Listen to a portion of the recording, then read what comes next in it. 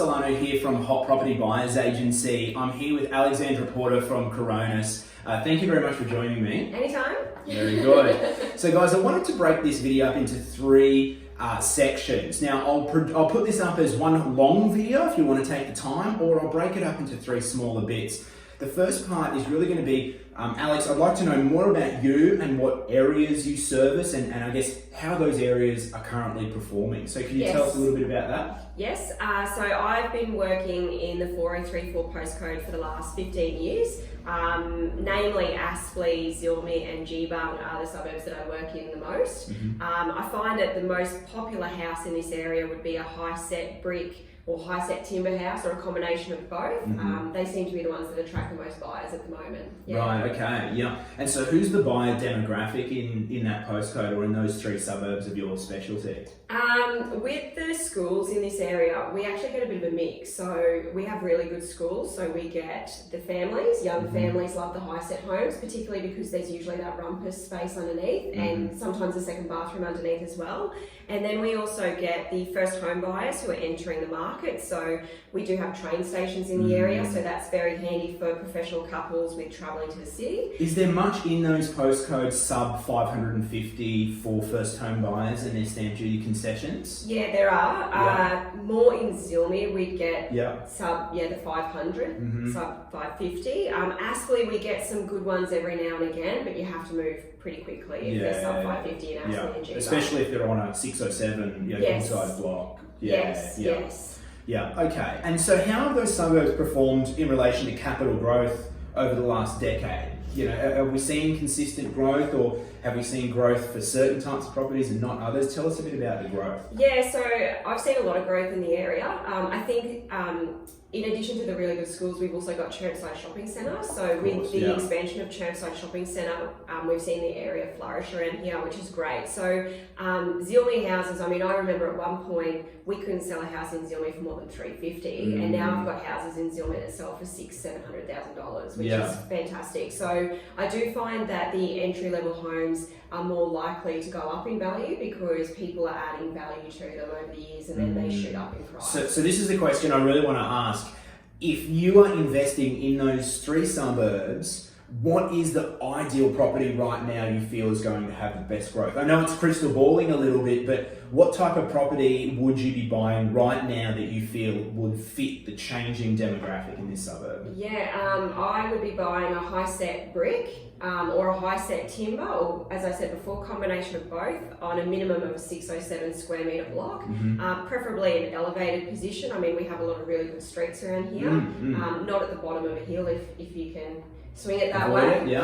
So north facing as well is always better too, but we have some great pockets around here where they're not north facing, but they're really beautiful wide tree lined streets. So that's the high set bricks, I think, because they've got the potential to build in underneath, or you can lift them so that they're legal height. I mean, around here a lot of the houses are not necessarily legal height underneath, but that downstairs space for family still very usable, isn't it? Yes. Especially internal stairs. If you've got that X factor, that's something I look for as a buyer's agent. Yeah, absolutely. Yeah, and you can build in the garage too, and then do a carport out the front, so you can almost double the size of your floor plan with a high set home. A lot of potential. Great. Yeah. We'll move on now to the second part, which is, I guess, selling strategies. So guys, obviously I'm still here with Alex Porter from Coronis, and we're talking now about selling strategies and some of the strategies she adopts for her sellers in her key market of Aspley, Geebung and Zillmere. Alex, tell us a little bit about I guess your dominance in the market. I understand you have a strong market share and presence in that area. Why is that? Well, I've worked in the area for a very long time. I think it has a lot to do with building relationships with people over the years. I work pretty hard too, so I think that goes in there as well. But when it comes to the selling strategy, I try to do the right thing by everyone, I suppose. So at the moment, what's working for me is I'll list a property at offers over a price, and the reason I do that is so that there's not a ceiling on the price and we can get as much money for the owner as possible. Which is obviously your job. Yeah, as a selling agent, you're there to represent the seller and their best interest, so that's exactly what you should be doing. Yeah, and at the moment, anyone can sell a house for a price, but it's my goal to get the best possible price that the market will pay. And the offers over price in this area with this demographic seems to be working very well and has done for the last several years.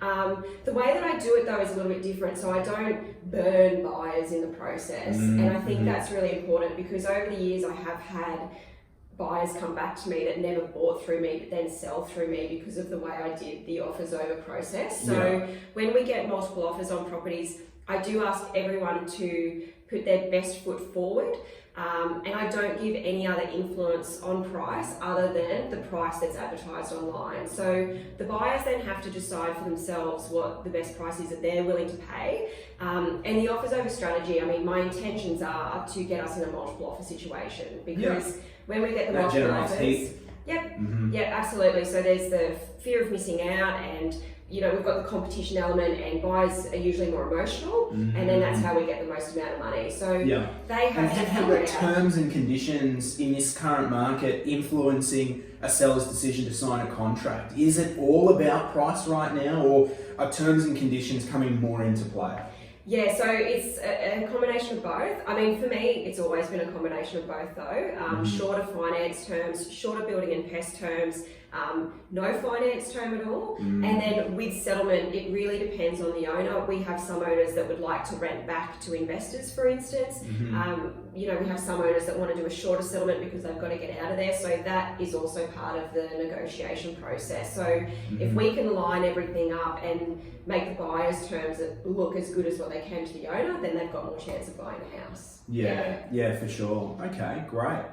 Guys, we're now going to move on to my favourite part of this interview, which is the buyer side. So obviously I'm still here with Alex Porter from Coronas, and we're now talking about strategies that she adopts when working with buyers. Obviously a real estate selling agent like Alex is very much obviously working for the seller, but during those day-to-day operations of being an agent, she's constantly in the face with buyers. So tell me a little bit about some of the strategies you're using to extract the most price out of a buyer. We briefly discussed multiple offer situation. So tell me a little bit about how that process works and how you run that process as an agent. Okay, so if we hone in on the actual offer that they've got on the property, the conversations that I have with the buyer are about it's actually sort of based on an experience that I had when I bought my first property at 21. So I was in a multiple offer situation and I had no idea what the other offer was.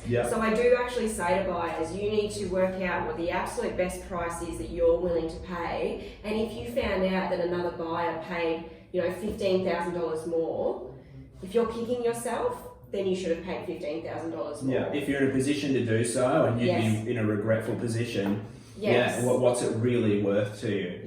So I just plant the seed and I get them to start thinking about where would you draw the line and where are you willing to walk away from the property. So it's people start thinking about it, and that's where I have noticed that the price does get pushed up and we get very odd amounts as well. So there are different tactics that we can use. So, if for instance they're really struggling with that as well, I'll ask them how much they've got in their wallet. If they've got $250 in their wallet, then we'll say $570,000. I don't know anyone who's got that amount of cash in their wallet, but it's not like, Italian or Greek. So I can say that because my dad's always got that much cash.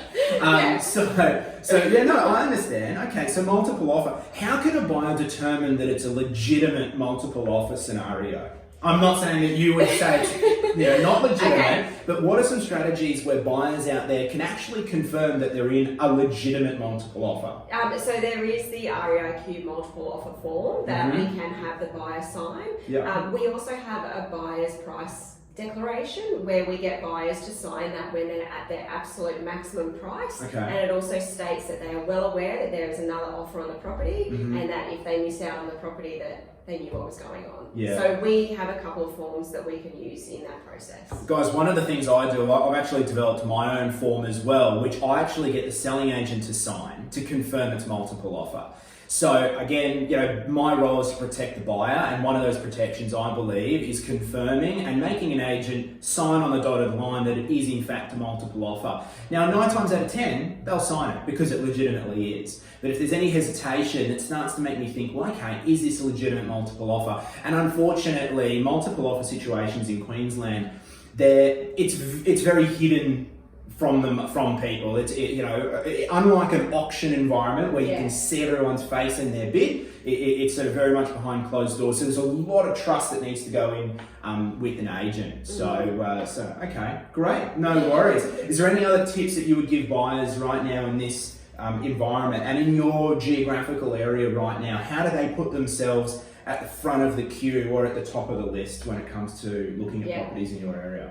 So I guess there's a couple of things there. So I have a buyers club where I will email buyers with new listings. I have my Facebook page where I announce properties that are coming soon to the market. So a lot of people that follow me will jump on that, so they get a bit of a head start.